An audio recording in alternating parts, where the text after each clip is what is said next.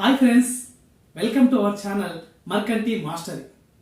Friends, మనము ఏదైనా ఒక లక్ష్యాన్ని సాధించాలంటే కొన్ని కఠినమైనటువంటి నియమాలను పెట్టుకొని ఆ లక్ష్యాన్ని సాధించే దిశగా ఆ నియమాలను పాటిస్తూ కష్టతరమైనటువంటి ఆ నియమాలను పాటిస్తూ గనక మనం ముందుకు సాగినట్టయితే మనం ఆ లక్ష్యాన్ని అవలీలగా మనము సాధించవచ్చు. ఈవెన్ దో మనము ఒక భిక్షగాడి రూపంలో ఉన్నా కూడా లేదా ఒక భిక్షతను చేసే వ్యక్తి అయినా కూడా తను కొన్ని నియమాలను పాటిస్తూ ముందుకు వెళ్ళినట్టయితే అతడు 10 మంది మెచ్చేటటువంటి లేదా 10 మంది దండం పెట్టేటువంటి ఒక ధర్మాత్ముడిగా ఎదుగుతాడు. అటువంటి వీడియోని ఆలస్యం చేయకుండా వీడియోలోకి వెళ్ళిపోతాం. పూర్వము ఒక ఊరిలో ఒక భిక్షాటన చేసేటటువంటి ఒక బిచ్చగాడు ఉండేవాడు. అతను ప్రతిరోజు ఉదయం ఇల్లు తిరిగి భిక్షాటన చేసేవాడు. అందులో భాగంగానే ఒకరోజు ఒక ఇంటి ముందు నిలబడి భవతి భిక్షాందేవి మాతా అన్నపూర్ణేశ్వరి అని పిలవడం జరుగుతుంది. ఆ ఇంట్లో ఉన్నటువంటి ఆ గృహిణి ఏదో పనులలో నిమగ్నమై ఇతని మాట వినిపించుకోలేదు. అయ్యో, ఆ ఇంటి యజమానిరాలకు వినపడలేదు కావచ్చు అని చెప్పేసి మళ్ళీ కూడా భవతి భిక్షాందేవి మాతా అన్నపూర్ణేశ్వరి అని పిలవడం జరుగుతుంది. ఆ ఇంటి ముందరే ఆ ఇంటి యజమాని అతను ఒక పండితుడు పారాయణం చేస్తున్నాడు, వేదాలు పారాయణం చేస్తున్నాడు. అతనికి కొంచెం కోపం వస్తుంది, కించిత్ గర్వం వస్తుంది. ఎందుకంటే ఈ ఇంటిని నా సంపాదనతోనే నేను నడుపుతున్నాను, నేను సంపాదిస్తేనే ఇల్లు గడుస్తుంది. అలాంటిది వచ్చిన ఈ బిచ్చగాడు కూడా తనను మాత్రమే పిలుస్తున్నాడు. నేను ఇక్కడ ఉన్నాను కదా, నన్ను పిలవచ్చు కదా, నన్ను పట్టించుకోవడం లేదు కదా అని చెప్పేసి కోపంగా భార్యను పిలుస్తాడు. ఏమో 3 తరాల లేదా 3 జన్మల బిచ్చగాడు వచ్చాడు, కాస్త దానం చేయని. భర్త మాటలో ఉన్నటువంటి ఆ కాఠిన్యాన్ని గ్రహించింది ఆ గృహిణి. ఇతనికి కోపం వచ్చిందని చెప్పేసి మారు మాట మాట్లాడకుండా ఆ బిచ్చగానికి ఇవ్వాల్సినటువంటి సామగ్రిని తెచ్చి ఇచ్చి వెంటనే లోపలికి వెళ్ళిపోతుంది. ఆ బిచ్చగాడు అక్కడే నిలబడ్డాడు. పండితుడు గమనిస్తాడు, అయ్యో వీడిని నేనేమన్నా అనవసరంగా ఏమన్నా మాట్లాడానా, పైగా వారి చేతిలో కట్టె ఉంది, ఇప్పుడు నన్ను తిడతారా లేదా మరేమైనా చేస్తారా అని ఇతను ఆలోచన పడుతున్నాడు. అప్పుడే ఆ బిచ్చగాడు అయ్యగారు అని పిలుస్తాడు. అప్పుడు పండితుడు కోపంగా ఏంటి అని పలకరిస్తాడు. ఏమీ లేదు, మీరు ఇందాక అన్నటువంటి ఆ 3 జన్మల ముష్టివాడు అని అన్నారు కదా, అది ఎలానో చెప్తారా అని. ఓ అదే, చెప్తాదా, కూర్చో అని చెప్తారు. అయ్యో మీరు పెద్దవాళ్ళండి, పెద్దవాళ్ళ ముందు నేను కూర్చోను, చెప్పండి అని చెప్తాడు. అదేమి లేదు,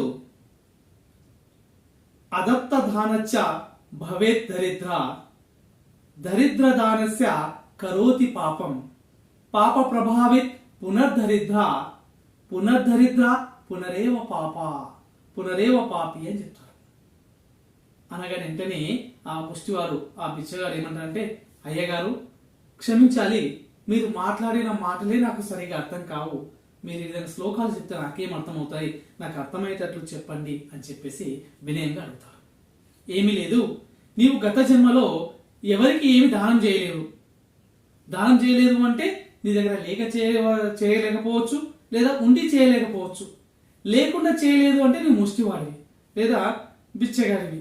అంటే గత జన్మలో నీవు బిచ్చగాడు కాబట్టి అని చెప్తున్నప్పుడే ఆ పండితులు గారు నాకు అర్థమైపోయింది, గత జన్మలో ఏమీ లేకుండా నేను ఏమీ చేయలేదు, అందుకే ఈ జన్మలో నేను ముష్టివాడిగా పుట్టాను, ఈ జన్మలో కూడా నేను బిచ్చమెత్తుకుంటున్నాను, ఈ జన్మలో కూడా నా దగ్గర ఏమీ లేదు, ఏమి చేయలేదు, కాబట్టి ఆ వచ్చే జన్మలో కూడా నేను బిచ్చగానే లాగానే పుడతానని చెప్పేసి గునుక్కుంటూ వెళ్ళిపోతాడు.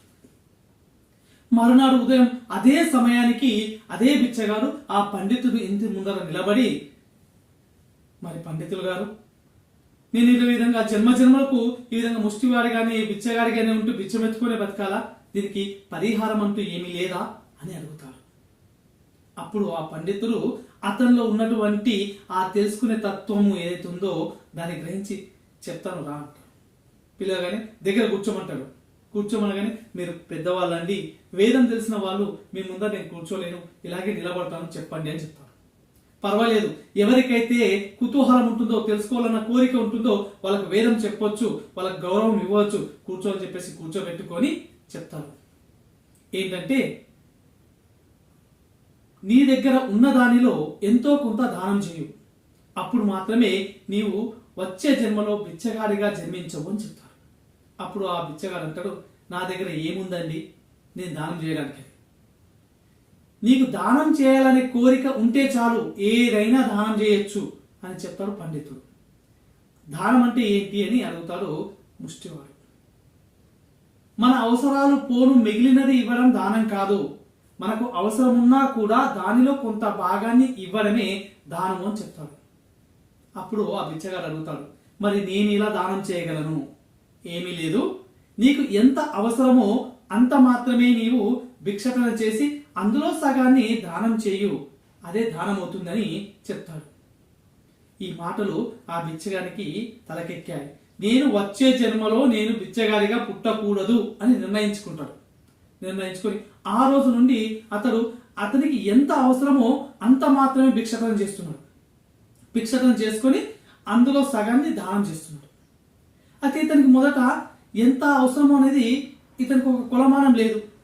అప్పుడు ఏం చేస్తాడంటే అతను తన దోసిలలో ఎంతైతే దానం పడుతుందో అంత దానాన్ని తీసుకొని అందులో సగభాగాన్ని దానం చేసి ఆ మిగిలిన సగాన్ని మాత్రమే తాను భుక్షించడం జరుగుతుంది. ఆ ఖాళీ కడుపు భగవద్దర్పంగా భావించాడు. కొన్ని రోజుల తర్వాత అక్కడ ఉన్న వాళ్ళు గమనిస్తున్నారు, అరే ఇతనేంటి కొంచెం మాత్రమే తీసుకుంటున్నాడు, మిగిలిన దానం చేస్తున్నాడు అని చెప్పేసి అక్కడ ఉన్న వాళ్ళు గమనించారు. అదేవిధంగా ఇతను అడిగేది కొంచెమే కాబట్టి తిరిగే ఇళ్ల సంఖ్య తగ్గిపోయింది, సమయం కూడా అతనికి బాగా మిగిలింది. ఆ ఖాళీ సమయాన్ని అతను ఏం చేస్తున్నంటే ఏదో ఒక చెట్టు కింద కూర్చొని భగవన్ నామాన్ని స్మరణ చేస్తున్నాడు. ఈ విషయాలన్నీ కూడా ఆ సమీపంలో ఉన్నటువంటి ప్రజలందరూ గమనిస్తున్నారు. అరే ఇతనేదో కారణ జన్ములాగా ఉన్నాడు, ఇతను అందరి ముష్టి వాళ్ళలాగా ముష్టి ఎత్తుకుంటూ ఉండడం లేదు, తనకి ఎంత అవసరమో అంతే తీసుకుంటున్నాడు, అందులో సగము వేరే వాళ్ళకి దానం చేస్తున్నాడు అని చెప్పేసి ఆలోచనలు పడ్డారు. అదే విధంగా వాళ్ళందరూ ఇంకేం ఆలోచిస్తున్నారు అంటే ఇతను మా ఇంటికి దానానికి వస్తే బాగుండు అనేటువంటి ఆలోచనలు పడ్డారు. ఇంకొందరైతే మొన్న ఆ పలానా వాళ్ళ ఇంటికి వెళ్ళారు, నిన్న వీళ్ళ ఇంటికి వెళ్ళారు, ఈరోజు మా ఇంటికే వస్తాడు, వస్తే బాగుండు అని అతనికి ఇచ్చే భిక్ష ఏతుందో దాన్ని ఎంతో సాత్వికంగా ఎంతో శ్రద్ధగా తయారు చేయడం జరుగుతున్నది. అదేవిధంగా రుచికరమైనటువంటి మంచి పౌష్టికం కలిగినటువంటి భిక్షను ఇవ్వడం జరుగుతుంది. అక్కడ ఉన్నటువంటి ముష్టి వాళ్ళందరూ కూడా మీరు తినే దానిలో సగం మాకు దానం చేశారు కాబట్టి మీరే మాకు గురువు అని చెప్పేసి ఇతని గురువుగా భావించి ఇతని దగ్గరికి వచ్చి మీరు మా గురువు అని చెప్పేసి మొక్కడం జరుగుతుంది. కానీ ఆ మాటలు ఏవి కూడా ఇప్పించడానికి సహించడం లేదు. అతను ఒకటి ఆలోచిస్తాడు, నేను ఇదే నియమాన్ని పెట్టుకొని ఈ విధంగా దోసిలలో పట్టినంత భిక్షను తీసుకొని అందులో సగం నేను తీసుకొని సగాన్ని దానం చేస్తే ఈ నియమాన్ని పెట్టుకొని నేను కాశీకి ఎందుకు వెళ్ళకూడదు అని చెప్పేసి ఆలోచన వచ్చిందే తరువుగా కాశీకి వెళ్తుంటాడు. అతను వెళ్తున్నప్పుడు కూడా ఇదే నియమాన్ని పాటిస్తాడు. కాశీకి చేరుకుంటాడు. కాశీకి వెళ్ళిన తర్వాత కూడా ఇదే నియమాన్ని పాటిస్తాడు. తనకు ఎంత అవసరమో అంత తీసుకొని అందులో సగాన్ని దానం చేసి ఆ సగాన్ని మాత్రమే తీసుకుంటాడు. తన యొక్క కరంలోనే ఒక పాత్రగా భావిస్తాడు. కొన్ని రోజులకు అక్కడ ఉన్న వాళ్ళందరూ ఇతన్ని గమనిస్తుంటారు. మిగతా భిక్షగల వాళ్ళే ఆయన అక్కడ కూర్చొని దానం చేయండి బాబు, మీకు పుణ్యం కలుగుతుంది, భౌతిక భిక్ష, ఇవన్నీ ఏమీ కూడా మాట్లాడడం లేదు. ఒక చెట్టు కింద కూర్చొని అది కూడా ధ్యానంలో కూర్చున్నాడు. గంటల తరబడి ధ్యానంలో కూర్చునేవాడు. కేవలం భిక్ష సమయంలో మాత్రమే అతను వెళ్ళి భిక్ష తెచ్చుకుని అందులో సగాన్ని దానం చేసి సగం మాత్రం భుజించి భగవన్నామంలో ఉండేవాడు. అతను కూర్చున్నప్పుడు అతని దగ్గర పడ్డటువంటి డబ్బులు కానీ బియ్యం కానీ అవేవి కూడా అతను తీసుకునేవాడు కాదు. అతను వెళ్ళే తర్వాత ఎవరో ఒకరు తీసుకునేవారు. ఏనాడు కూడా ఆ డబ్బు గురించి కానీ ఆ దానం గురించి కానీ ధాన్యం గురించి కానీ ఆలోచించేవాడు కాదు. కొన్ని రోజుల తర్వాత ఇతను ఏదో కారణ జన్ముడు, ఏదో సాధించడానికే ఇక్కడికి వచ్చాడు, ఇతను మహాత్ముడు అని చెప్పేసి అక్కడ ఉన్న వాళ్ళందరూ గమనించారు. గమనించడమే కాదు, ఇతని దగ్గర గుమిగూడే వారి సంఖ్య రోజు రోజుకు పెరుగుతుంది. ఆ వచ్చే జనాల కొరకైనా అక్కడ పందిర్లు వేయడం జరుగుతున్నది. అక్కడ నీడలాగా మార్చారు. అదేవిధంగా అక్కడ ఆ ప్రాంతం అంతా కూడా ఒక మహా సంతలాగా మారిపోయింది. కొన్ని రోజులకు అక్కడ ఉన్నటువంటి ప్రజలందరూ కూడా ఇతను కారణ జన్ముడు కాబట్టి ఇతనికి మనం ఏమైనా చేస్తే మనకు మంచి జరుగుతుంది అని చెప్పేసి అతని పేరు మీదుగా సత్రాలను, అతని పేరు మీదుగా వేద పాఠశాలలను ప్రారంభించారు. మరి ఆ పాఠశాలకు పేరేం పెట్టాలి? మరి స్వామీజీకి పేరు అడిగితే ఎలా ఫీల్ అవుతారో అని చెప్పేసి వారి ఒక పేరు పెట్టేశారు. ఆ పేరు ఏంటంటే కరపాత్ర స్వామీజీ. కరములనే పాత్రగా భావించినటువంటి స్వామీజీ కరపాత్ర స్వామీజీ అని పేరు పెట్టారు. కరపాత్ర సత్రము, కరపాత్ర స్వామీజీ వేద పాఠశాల అని. ఆ పాఠశాలలో అనేక మంది వేదాలు చదువుకోవడం జరుగుతున్నది.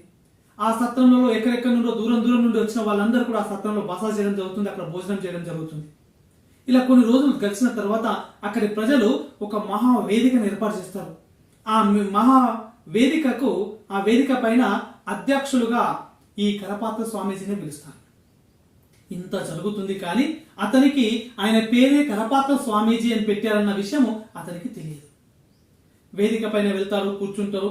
చాలా మంది ఇతను ఉద్దేశించి మాట్లాడుతుంటారు. అంటే ఇతని గురించి అంటే కరపాత్ర స్వామీజీ గురించి మాట్లాడుతుంటారు.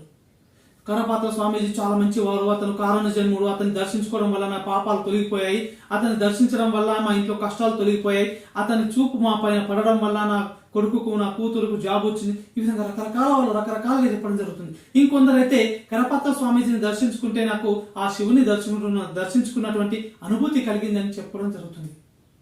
ఇతరే మా గురువు అని చెప్పేసి అందరూ అక్కడ ఉన్నటువంటి వాళ్ళందరూ చెప్తున్నారు కరపాత్ర స్వామీజీ మా గురువు అని చెప్పేసి. అప్పుడు కరపాత్ర స్వామీజీకి ఒక అనుమానం వస్తుంది. అసలు ఈ కరపాత్ర స్వామీజీ ఎవరు? నేను ఇన్ని రోజుల నుండి కాశీలో ఉన్నాను కానీ ఒక్కసారి కూడా నేను దర్శించుకోలేదు. నేను ఆ జన్మ వృధా.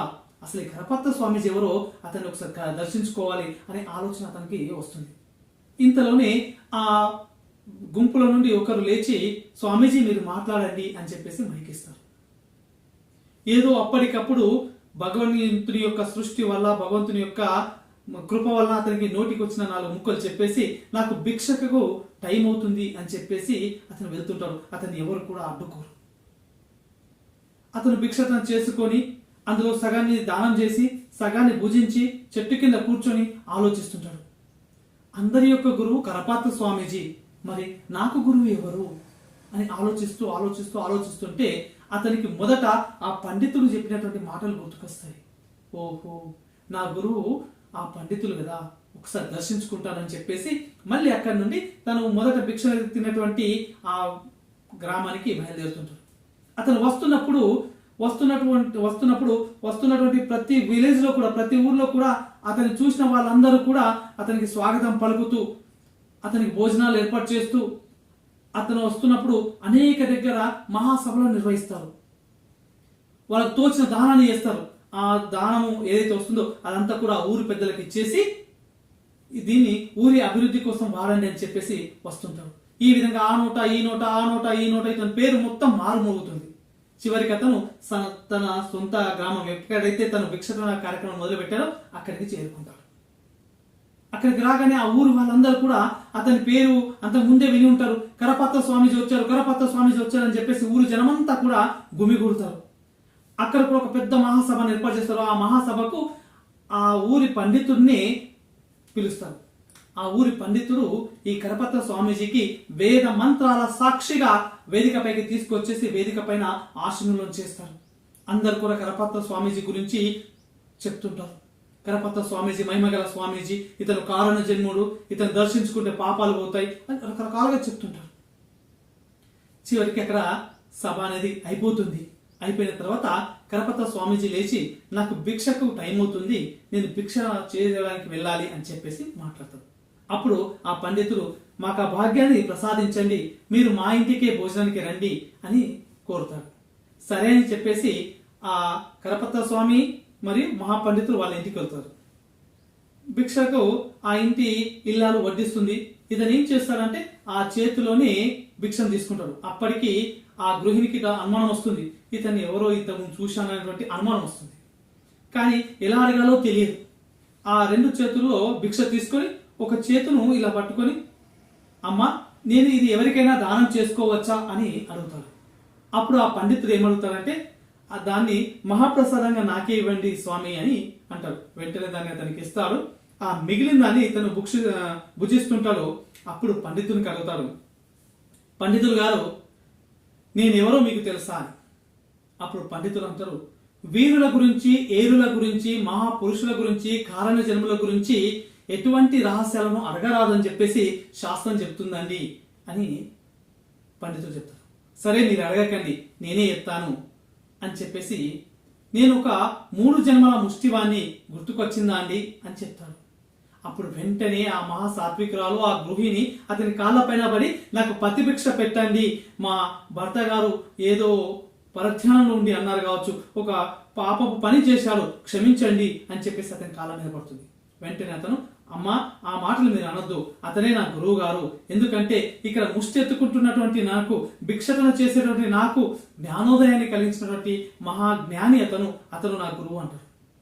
వెంటనే అక్కడ ఉన్నటువంటి పండితులు కూడా వచ్చేసి ఇతని కాళ్ళపైన పడడానికి ప్రయత్నిస్తుంటే ఇతను అడ్డుకుంటాడు. పండితులు అంటారు, లేదండి, పండితున్నని, శాస్త్రం తెలుసని, వేదం తెలుసు అని చెప్పేసి నాకు గర్వంగా ఉండేది, ఆ గర్వంతోనే అన్నటువంటి మాటలు, నన్ను క్షమించండి అని చెప్పేసి పండితులు అంటారు. ఇద్దరిలో కూడా గర్వం నశిస్తుంది. గర్వం నశించేసి వాళ్ళిద్దరు కూడా పరమానందాన్ని పొందుతారు. ఈ విధంగా కఠినమైనటువంటి నియమం ఉన్నా కూడా, కష్ట సాధ్యమైనటువంటి, సాధ్యం కాదు అనుకున్న దాన్ని కూడా మనం నియమానుసారంగా వెళ్ళినట్టయితే మనం లక్ష్యాన్ని సాధించవచ్చు. భిక్షను ఎత్తుకునే ఆ భిక్షగాడు 10 మంది మెచ్చుకునేటువంటి ధర్మాత్ముడిగా ఎదిగినటువంటి వైనం మనం కళ్ళారా చూస్తాం. కాబట్టి ఏది మనకి ఇష్టం ఉండదు, ప్రతిదీ కష్టంగా ఉంటుంది. కానీ ఆ కష్టాన్ని కూడా ఇష్టంగా భావిస్తూ ముందుకు వెళ్ళినప్పుడే మనకు విజయం అనేది లభిస్తుంది. ఆ విజయాలన్నీ కూడా మీ జీవితంలో రావాలని మనసారా కోరుకుంటూ సైన్ అప్ యువర్ మార్కంటి.